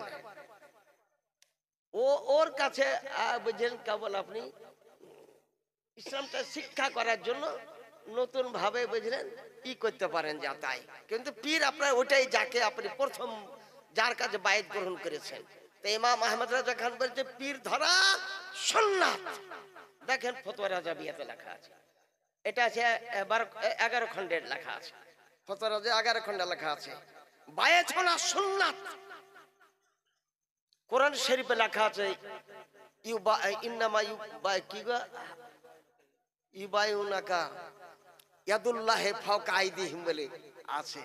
যারা নবীর হাতে বায়াত গ্রহণ করলো, তারা তাদের হাত আল্লাহর হাত তাদের উপরে বুঝলেন। এই আয়াত থেকে আমার আল্লাহ প্রমাণ করেছেন। কবরে আজান দেওয়া, কবরে আজান দেওয়া আমি 50 খান কিতাবে প্রমাণ করতে পারি, 1 খান 2 খান নয়। আপনি মনে করেন যে ভোগা দিয়ে আমি নৈমুদ্রেজ ওয়াজ করেন, 50 খানি পুজিয়ে দিব আপনাকে। কবরে আজান দেওয়া, মুর্দাকে দফন করার পর আপনি মুনাজাতে আগেও আজানটা দিতে পারেন, কিংবা সমস্ত লোক চলে গেল তখন আপনি আজানটা দিতে পারেন। কবরে আজান দেওয়া জায়েজ। ফতোয়া স্বামী 2য় খণ্ড 50 পৃষ্ঠা, মতলব আল আযান ফি মাওয়াদি আল্লাতি লিগায়রিস সালাত। নামাজ ছাড়ার 9 জায়গাতে আজান দাও। ঝড় তুফানে আজান দাও। বেটা ছেলে জন্মগ্রহণ করলে 7 বার আজান দাও।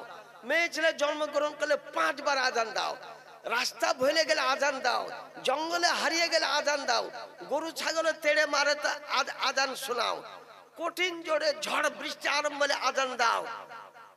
আর বেটা ছেলে কানে আজান দাও, মেয়ে ছেলে কানে আজান দাও, তো মেয়ে ছেলে আজানটা আমরা ভুলি, আর হবে না কেন ভুল?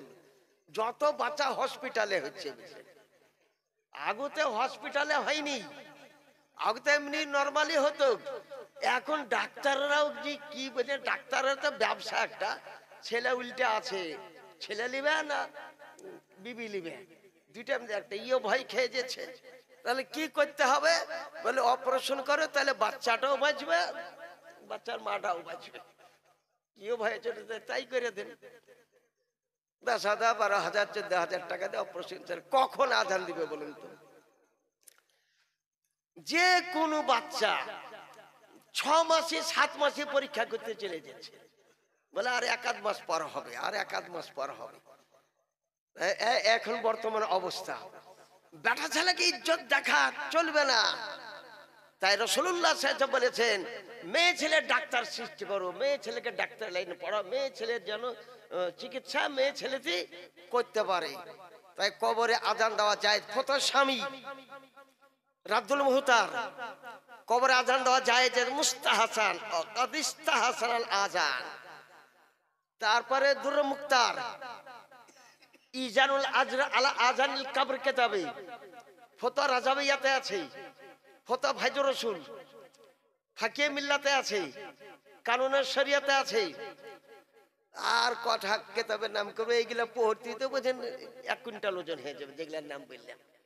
সব জায়গাতে কবরে আজান দেওয়া জায়েজ, কিন্তু দুঃখের কথা, পীরের কথা শুনে আর মুরিদেরা আজ পর্যন্ত আজান দেয় না।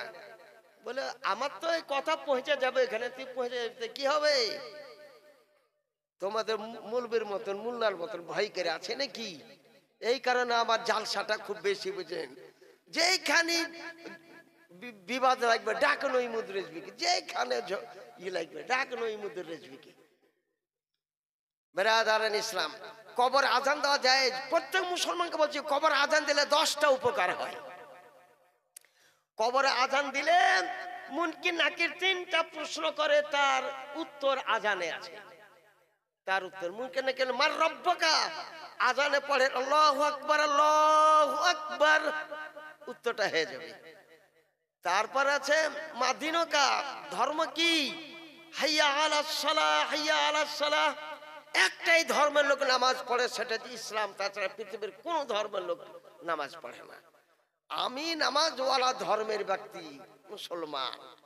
মান নবিয়কা, তোমার নবীকে আমরা আজানে পড়ি আশহাদু আন্না মুহাম্মাদার রাসূলুল্লাহ। তো কবরে 3টা যে প্রশ্ন করবে তার উত্তর আজানে আছে। কবরে আজান দিলে জান্নাতুল ফেরদাউসের নসিম হাওয়া তার কবরে দেয়। কবরে আজান দিলে রহমত ইলাহি নাজিল হয়। কবর আজান দিলে মুনকির নাকির আসানিতে সওয়াল জব করে। কবর আজান দিলে মদিনা কবর থেকে রাসূলুল্লাহ তার কবরে বুঝেছেন মা তাকুল ফি হাক্কি হাজার রাজুল, বুখারী শরীফ হাজির হয়। আর এত বড় একটা নেকির জিনিসকে আপনি বাদ দিয়ে দিচ্ছেন, আর মনে করে নামাজ, নামাজ তো আজাদিল শয়তানে পড়েছে, আর নামাজ বাদ হলো কেন, জাহান্নামে হলো কেন? 6.5 লাখ বছর নামাজ পড়ে তার বাড়ি আলীর নাম আয়েলা খাতুন, আয়েলা বিবি, আয়েলাকে বিয়ে করেছে। তাইরা বলতো যে তুমি সব সময় ইবাদত করতে, আমাকে সময় কখন দিবে? তো থাম, এবার নিয়ত করে, এরপর এক নিয়তে 10,000 বছর, 1,000 বছর নামাজ পড়তো। আয়েলা দাঁড়িয়ে থাকতে, বুঝেন। 6.5 লক্ষ বছর নামাজ পড়েছে। আল্লাহ বলেন তাজিমি সাজদা, সেজদা আসল খোদা গিয়েছিল, তাজিম করো আদম পয়গম্বর। ফাসাজাদু কুল্লুহুম ইল্লা ইবলিস। আজাদ ছিল নাম হলো কি? ইবলিস। সকলেই সেজদা করলো, ইবলিস শয়তান করলো না। বলে যা, তোর নামাজ বাদ, তোর রোজা বাদ, তোর হজ বাদ, তোর যাকাত বাদ, ও কানা মিনাল কাফিরিন। তুই একটা বিখ্যাত কাফের। বুঝা গেল? নবীকে যদি না মানেন তো কাফের হবে। নবীকে না মানলেন আপনি কাফের হয়ে যাবেন। তাই মুসলমান যোগ্যতম পীর সাহেব এসেছেন, ইনার আমি মাদ্রাসাতে গিয়েছি, কুমিল্লাতে বাড়ি, বুঝলেন। শরীর হালকা, আর আমি দেখে যে যারা বড় আবেদ তাদের শরীর হালকা। আমার মুক্তি আজম হিন্দি সারা পৃথিবীর ফতোয়া স্বামীর হাফেজ ছিলেন, দুনিয়ার হাফেজ ছিলেন, সব থেকে বড় মুত্তাকি ছিলেন, কিন্তু খুব শরীর হালকা ছিল, বুঝলেন। এক পেয়ালা মাত্র বুঝেছেন ফিরনি খেতেন, ছোট্ট 100 গ্রাম আটবে বুঝেন, সকালবেলায় আর সন্ধ্যার বেলায় খেতেন তিনি। মুফতি আজম হিন্দ রাদিয়াল্লাহু তাআলা আনহু। তাই আমি কুমিল্লা, আমাকে নিয়ে গিয়েছিল হাফেজ রেজাউল, আমি তো চিনি না কুমিল্লা, আমার মেলাই দূর, বহু দূর কুমিল্লা, এই মালদাহা থেকে দিয়ে পার হয়ে 6 জায়গাতে চেক করলো, এই পারের পুলিশ ও পারের পুলিশ চেক করে আবার দেশ ভ্রমণ করবে, তার ভাড়া দাও, তার ভাড়া 400 টাকা নিয়ে নিলে, নেওয়ার পরে বাসে চড়লাম, সারা দিন চললো বাস, কত টাকা যে খরচ হলো তার ঠিক নাই। ওখানে গেলাম কুমিল্লাতে, এই যে পীর সাহেব এসে নাজির হুসাইন সাহেব, একটা মাদ্রাসা দেখতে পেলাম, একটা দুটা মাদ্রাসা দেখতে পেলাম, একটা বাটা ছেলে মাদ্রাসা, একটা মেয়ে ছেলে মাদ্রাসা। ছাত্র মেলায়, শিক্ষক মেলায় সব ছাত্রকে রেঁধে বেড়ে খাওয়াইছে, সব ছাত্রকে ওনার বিবি আর একটা মাত্র ওই রাঁধুনি নিয়ে রেঁধে বেড়া খাওয়াইছে সব ছাত্রকে, বুঝলেন, রেঁধে বেড়ে ছোট ছোট তালিবিলিমরা নিয়ে আসছে, সবকে খাওয়াইছে, তাহলে কত খরচ হয়। আর একটা মেয়ে ছেলে মাদ্রাসা করেছে, এমন চতুর্দিক দিয়ে ঘাড়াও করেছে, একটা বেটা ছেলে দেখার উপায় নেই কুমিল্লাতে, বুঝলেন। আমি দেখে এসেছি সেই কুমিল্লা মাদ্রাসা, সেখান থেকে অত্যন্ত কষ্ট করে তিনি এসেছেন বেরেলির, ইনি তাজুস শরিয়া রেছেন খলিফা আক্তার রেজা হুজুর, তাজুস শরিয়া আক্তার রেজা হুজুর সারা বিশ্বের সব থেকে বড় মুফতি, তারই খেলাফত প্রাপ্ত ব্যক্তি। আপনি বলেন ডকুমেন্ট আছে? হ্যাঁ আমার কাছে ডকুমেন্ট, হায়াতে তাজুস শরিয়াতে লেখা আছে। বেরেলি শরীফ থেকে কেতাব ছেপেছে, সে বেরেলি শরীফের কেতাবে লেখা আছে খোলাফায়ে তাজুস শরিয়া, তাজুস শরিয়া খলিফাগণ। তাজুস শরিয়া খলিফার মধ্যে বাংলাদেশ আসলো, মানে ইন্ডিয়া, চীন, জাপান, আমেরিকা, ফ্রান্স, জার্মান, সব দেশের নাম লেখা আছে, জি এই দেশে এই খলিফা গেল, এই দেশে এই খলিফা। বাংলাদেশে দেখলাম হযরত মাওলানা মুফতি নাজির হুসাইন সাহেব বাংলাদেশি, কুমিল্লা লেখা আছে, বুঝলেন। সেখান থেকে উনি এসেছেন, আমি উনার ওখানে দুবার গিয়েছি জালসা করতে। তাই আপনাদের অত্যন্ত ভাগ্য ভালো, একটা পরহেজগার মুত্তাকি ব্যক্তি তিনি এসেছেন। আমাদের পীর যেন পরহেজগার হয়, আমরা বেনামাজিকে পীর মানি না। এই দিকে একটা গ্রাম আছে, বুঝলেন, লালবাগের ওই দিকে একটা গ্রাম আছে, এই ফারুক মৌলভী ওখানে মেলা দিন মাদ্রাসাতে পড়িয়েছে। ওর পীর গালাকে আপনি যে দেখেন নামাজ পড়ে কি পড়ে, তারপর তাকিয়ে পাবেন না। আর আলা হযরতকে মানে না ওরা, ওকে পীর মানা চলে।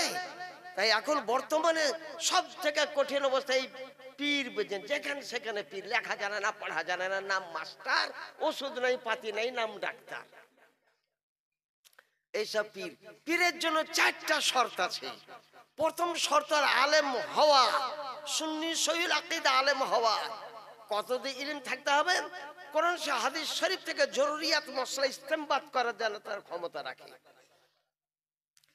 আমাকে এক পীর একদিন বলেছে, সবাই মুরিদ হইলো, এইখানে ওয়ারি মুরিদ আপনি জালসা করছে, আপনি মুরিদ হলেন না কেন?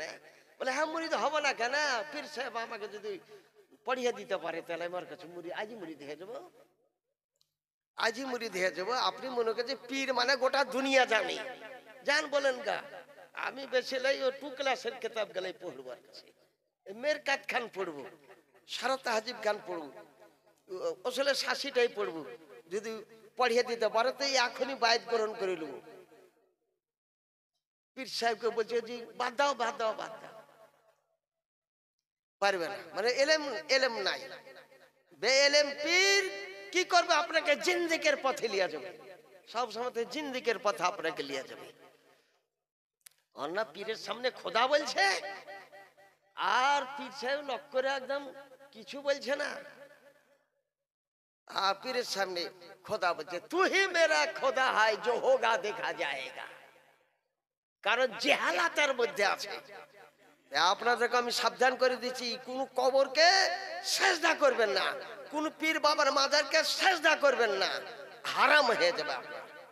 তাওবুদে সেজদা করলে কাফের হয়ে যাবে, ইবাদতে সেজদা করলে কাফের হয়ে যাবে। অবশ্য আমার ওড়ারি হুজুর মানা করে দিতেন, কদম বসি করতে গেলে, আজকাল কদম বসি রাস্তাতে চলাতে 60 পাটে শুয়ে গেল, ওখানে কদম বসি আর কদম বসির একটা নিয়ম আছে, মিশকাত শরীফ দ্বিতীয় খণ্ড বাবুল মুসাফা আল মুআনাকাতে সাদ বিন জারে রাদিয়াল্লাহু তাআলা আনহু তিনি হাদিস বর্ণনা করেছেন। এই রাজাউল হুজুরকে নিয়ে এসো না, লেশ মেলায় রাত হয়ে গেল, তুমি কখন সবকে সিন্নি খাওয়াবা? হ্যাঁ বেরাদারান ইসলাম সামেনে কেরাম, তাই পীরের চারটা শর্ত। একটা শুনলেন সুন্নি শৈলাকিদ আলেম হওয়া, দ্বিতীয় শর্ত হলো পীরের খেলাফত প্রাপ্ত। একটা পীর আমাকে লাই না, কোনদিন একবার মাত্র ভুল করে লিয়েছে, ও মার কাছে খেলাফত পেয়েছে, মার কাছে খেলাফত। আর আমাদের হাদিসে লেখা আছে, মা ফিকার কিতাবে আছে যে মা খেলাফত দেওয়ার অধিকার নয় কোন মেয়ে ছেলে নবীর। ডাক্তার জাকির নাইকা মানে হারাম, ডাক্তার জাকির নাইকা মানে হারাম। ও বলেছে 4টা মেয়ে ছেলে নবী হয়েছে। ভগ্নাংশে কিনতে পাবেন লেকচার ডাক্তার জাকির নাইক, বইটা কিনেন, গাতে লেখা আছে ফাতেমা, আয়েশা, আসিয়া, এগুলা যারা নবী ছিল। আর দলিলে লেখা আছে কোন মেয়ে ছেলে নবুয়তের আহল নয়, কোন মেয়ে ছেলে নবুয়ত দেওয়া হয়নি, কোন মেয়ে ছেলে নবী হয়নি, সব নবী বেটা ছেলে হয়েছে, সমস্ত বেটা ছেলে নবী হয়েছে। তাই মার কাছ থেকে খেলাফত নিলে ওর কাছে বায়াত গ্রহণ করা চলবে না। 3 নম্বর শর্ত, তার খেলাফতটা নবী পর্যন্ত পৌঁছাতে হবে। আর যদি সৈয়দ আহমদ রায়বাড়িতে পৌঁছে যায় উপির বাদ, ইসমাইল দেহলিতে পৌঁছে যায় উপির বাদ, এরা শরীয়তের দুশমন। আশরাফ আলী থানভীতে পৌঁছে যায়, আম্বেঠিতে পৌঁছে যায়, আর পীর বাদ নবী পর্যন্ত পৌঁছাতে হবে। আর সে ব্যক্তিদের ফাঁসাকে মলি নাই। আজকালকে ইমাম যাত্রার পিছনে নামাজ পড়তে মন যায় না, ওই মোবাইল খুললো সারা রাত, বুঝলেন মোবাইলে কি আছে আমরা জানি না, কি থাকে তা জানি না। আর ইমামের জন্য যেন ফাঁসাকে মলিন না হয়, পীরের জন্য ফাঁসাকে মলিন নাই, প্রকাশ্য পাপ যাতে না করে, যদি করে তাহলে পীর থেকে বাদ। এই 4টা শর্ত আলা হযরত ইমাম আহমদ রাজা খান বেরেলভী তিনি দিয়েছে পীরের জন্য 4টা শর্ত। সুবহানাল্লাহ সুবহানাল্লাহ। তা আপনি শুনতে পেলেন, আমরা পীর মানি, পীরের খানদানকেও মানি, পীরের বাচ্চাদেরকেও মানি। ইমাম আহমদ ইবনে হাম্বল রাদিয়াল্লাহু তাআলা আনহু বাগদাদে পড়াতেছিলেন, 12,000 ছাত্রকে পড়াতেছিলেন। আর এমনই মুত্তাকি পরহেজগার ইমাম আহমদ ইবনে হাম্বল ছিলেন যে বিচ্ছুতে কামড়ে নিলে পড়া কামাই করে বুঝে ওটা হাঁকাইতেন না। তিনি কয়েকবার দংশন করেছিল পিঠের উপরে, বুঝে একটা বিচ্ছু 4 বার দংশন করেছিল। ইমাম আহমদ বিন হাম্বল তিনি করেননি, খুব পড়া বন্ধ করেননি। হঠাৎ একদিন ক্লাস চলতেছে, উচ্চ মানের ক্লাস তখন চলতে, উচ্চ বুখারী শরীফের আজ্ঞার সব হাদিস চলতো। আর ইমাম আহমদ বিন হাম্বল ক্লাস বন্ধ করে দাঁড়িয়ে গেলেন। তিনি অনেকক্ষণ দাঁড়িয়ে থাকছেন। ছাত্রগণ জিজ্ঞাসা করল, হুজুর কোনদিন হাদিস শরীফ বন্ধ করে আপনি দাঁড়ান না, আপনি বেঁচে মৃত্যু ভালো, তাও আমি বুঝেছেন ওই কষ্ট সহ্য করিল, আপনি আজকে দাঁড়িয়ে এলেন কেন? বলে রাসূল বংশের একটা সন্তান আমার গেটে খেলা করতেছে, ছোট বাচ্চা গেটে খেলা করতেছে, ওই বাচ্চাটার সম্মানার্থে আমি দাঁড়িয়ে গেলাম। সুবহানাল্লাহ। কত বড় পরহেজগার। বাচ্চা চলে গেল, আবার বছর পরে আবার ওই বাচ্চা ঘুরে এসেছিল। সেদিন 4 বার এসেছিল। ইমাম আহমদ ইবনে হাম্বল 4 বার তিনি দাঁড়িয়ে গিয়েছিলেন। তাহলে আমার রাসূল বংশের সন্তানদেরকে কত মহব্বত করতেন আলে রাসূলকে। ইমাম আহমদ বিন হাম্বল যিনি একজন মুজতাহিদ ইমাম, একদিন মুজতাহিদ ইমাম। আর ইমাম আহমদ বিন হাম্বলকে চাবুক মারা হয়েছিল। হারুন রশিদ বাদশার বেটা মামুন রশিদ চাবুক মেরেছিল। তাই বলেছিলেন, আল্লাহ আমি মামুন রশিদকে মাফ করে দিলাম, কারণ মামুন রশিদ আব্বাসিয়ার সৈয়দ ছিলেন, সৈয়দ বংশের সন্তান ছিলেন। এর মার নাম জুবাইদা খাতুন, পিতার নাম হারুন রশিদ, আব্বাসিয়ার সৈয়দ ছিলেন, হযরত আব্বাস রাদিয়াল্লাহু তাআলা বংশের ব্যক্তি ছিলেন। তাই বলেছিলেন যতবার চাবুক মেরেছিল বলে আমি মামুন রশিদকে মাফ করে দিলাম। আবার চাবুক মারে, বলে মামুন রশিদকে মাফ করে দিলাম। আশ্চর্য কথার কথা, সৈয়দ বংশের খাতির করে অবশ্য পরবর্তীতে এই আমাদের ইমাম আহমদ বিন হাম্বলকে জেল থেকে মুক্তি দিয়ে দেওয়া হয়েছিল। সেই যুগে তার জানাজায় 20 লক্ষ লোক হয়েছিল। সুবহানাল্লাহ, 20 লক্ষ লোক হয়েছিল। তো মামুন রশিদ বলেছিল, ইমাম আপন জানকে আপনি ফানা ফিল্লাতে পৌঁছে দিলেন, কোরআন শরীফ হাদিস শরীফের সঙ্গে আপনি একটুকু বেয়াদবি করলেন না। ইমাম আহমদ বিন হাম্বল ইমাম আজমের ছাত্র ইমাম মুহাম্মদ আপন জেলখানাতে, ইমাম আজমকে যখন জেলে দেওয়া হয়, তো জেলখানাতে এই বাচ্চাটা তালবিলিম অবস্থায় ছিল। জেলে দারোগাকে বলেছে আমার হুজুরের খিদমত করার জন্য আমাকে প্রেরণ করো। জেলখানার দারোগা বাচ্চাটাকে ছেড়ে দিয়েছিল। আর ইমাম আজম জেলখানাতে পুরা হাদিস শরীফ ফিকার জ্ঞান শিক্ষা দিলেন ইমাম মুহাম্মদকে। আজকে সারা বাকায়তে সাহেবাইন, তার টাইটেল হলো ইমাম আবু সুফিয়ান ইমাম মুহাম্মদ, তার টাইটেল সাহেবাইন। বলে ইমাম আজম এই মশলাটা বলেছেন, ও কালা মুহাম্মাদুন, মুহাম্মদ এই মশলাটা বলেছেন, ও আলাইহিল ফতোয়া, ইমাম মুহাম্মদের উপর ফতোয়া। তার মানে ইমাম আজমের ছাত্র ওটাই বর্ণনা করেছে যে এটা ইমাম আজমের দ্বিতীয় কওলটাই বর্ণনা করেছেন। তাই আপনাকে আরজকে আলেমকে, ওলামাকে, পীরকে আপনারা সম্মানটা করবেন, খাতিরটা করবেন। এ আমাদের এই মাদ্রাসা, আপনার মাদাপুরের মাদ্রাসা আমার আহলে সুন্নাত জামাতের মাদ্রাসা, সুলতানপুর মাদ্রাসা আহলে সুন্নাত জামাতের মাদ্রাসা। সুন্নি ছেলেরা ভালো করে পড়ো, লেখাপড়া ভালো করে শিক্ষা করো, যাতে মুনাজারা মোকাবেলা করতে পারো। এইরকম পড়তে হবে না। খৌফ রাখ রাজা তু তো হয় আব্দে মুস্তফা, তেরে লিয়ে আমান হয় তেরে লিয়ে আমান। বাইরে আছে নাকি? সুবহানাল্লাহ। আসছে এবার আপনারা তিনার ওয়াজ কিছু শুনবেন। আল্লাহুম্মা সাল্লি আলা সাইয়্যিদিনা মাওলানা মুহাম্মদ ওয়া আলা আলি সাইয়্যিদিনা মাওলানা মুহাম্মদ। মুহাম্মদ নারে তাকবীর, নারে তাকবীর।